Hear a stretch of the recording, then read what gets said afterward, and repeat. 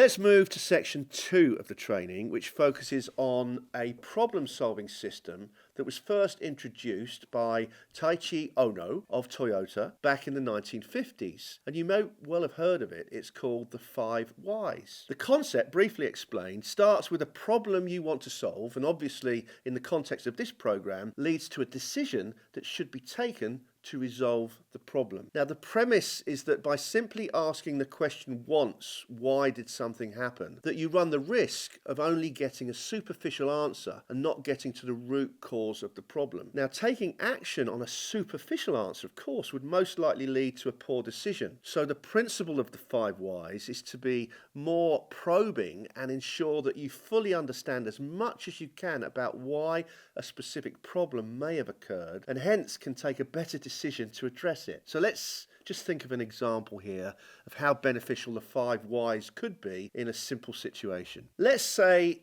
your car will not start and you need to understand the reason so that you can address the problem and fix it. Suppose it won't start because the battery is dead. You may simply decide you need a new battery. But if this is not the root cause, you may spend money on a new battery only to find that at some point after the car breaks down again with exactly the same issue. So using the 5 Whys, let's see how we can successfully get to the root cause of the problem and actually prevent it happening again. So let's run through that car scenario. My car will not start. This is the problem. My first why is, why won't it start? And the answer is the battery is dead. If I then ask the question why with my second why is the battery dead? The answer is the alternator is not functioning. Why is the alternator not functioning? Because the alternator belt is broken. Why is the alternator belt broken? Well, it was beyond its useful service life and has never been replaced. Why has it never been replaced? Well, that's because it wasn't serviced regularly enough. So I've not been maintaining my car according to the recommended service schedule. And then we suddenly get to a root cause. And the root cause of this problem is that